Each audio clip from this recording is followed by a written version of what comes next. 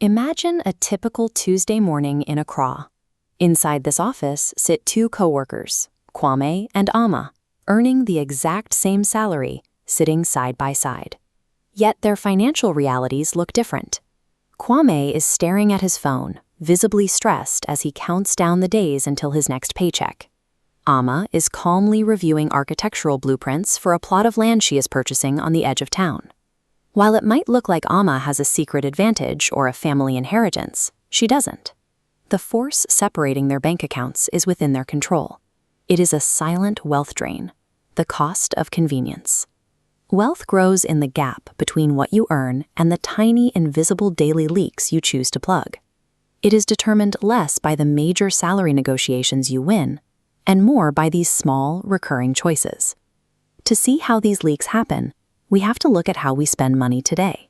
Counting out physical cash creates a brief moment of psychological pain, a mental hurdle called friction. Today, companies spend billions of dollars to engineer that friction out of the buying process. Take Kwame's morning. He taps his phone for coffee. He double-clicks for a rideshare without looking up from his screen. Because the spending happens so smoothly, the brain never registers a sense of loss. When technology makes spending effortless, the opportunity cost accumulates in the background, quietly delaying your financial freedom for years. Food delivery is perhaps the most common convenience trap. At lunchtime, Kwame opens an app to order a meal because he wants to avoid the 10-minute walk down the street. Kwame starts with a $15 base price. Then comes the delivery fee, service fee, small order fee, and driver's tip. He is now paying $30 for a $15 lunch, a 90% markup for the luxury of staying at his desk. Ama instead practices strategic frugality. She takes a short walk with a few colleagues to the local vendor. She gets the same meal and the same fresh air, but she keeps the extra $15 in her pocket. These convenience fees function as a steep tax on your real hourly wage. Calculate your take-home pay after taxes, and you might find you're working an entire hour just to pay for a single meal's delivery. The modern economy has shifted from ownership to access. Companies rely on small monthly prices to make a long-term commitment feel insignificant. This leads to zombie subscriptions, gym memberships, streaming apps, and software tools that we pay for but no longer use.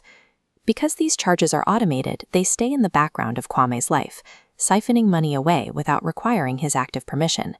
When automated, these payments stop being entertainment and become a permanent, silent tax on your future. We can see the difference in how our coworkers handle a sudden impulse.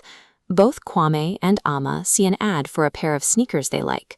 Using a saved digital wallet, Kwame buys them with one click. Ama puts the sneakers in her cart, locks her phone, and sets a reminder to check back in 3 days. By adding a time delay, Ama forces friction back into the process. This gives her brain the space to separate a fleeting impulse from a true need. Waiting 72 hours before checking out eliminates most unnecessary spending. Usually after 3 days, the urge to buy has passed. Tally up Kwame's small daily leaks, delivery fees, forgotten apps, and impulse buys over a year. The total represents significant lost capital. Ama captured that exact same amount through simple choices, moving those margins into an investment account to become the foundation for her home. Massive fortunes grow quietly in the margins. They are built one $10 fee at a time by choosing to keep your money instead of trading it for a moment of convenience. Choosing to do things yourself builds competence. Self-made people often avoid outsourcing the basic tasks they can manage themselves, which reinforces their financial self-reliance. You can start today with the pick-up-only rule. If you aren't willing to go get the food yourself, you aren't hungry enough to pay the convenience tax. Check your bank statement today. Find 2 zombie subscriptions you haven't used in a month and cancel them. You can always sign up again if you truly miss them. Apply the 72-hour rule to your online shopping. Let the items sit in your cart until the impulse fades. Each time you reject an unnecessary convenience, you move your timeline to freedom closer. You are reclaiming your financial future, one choice at a time.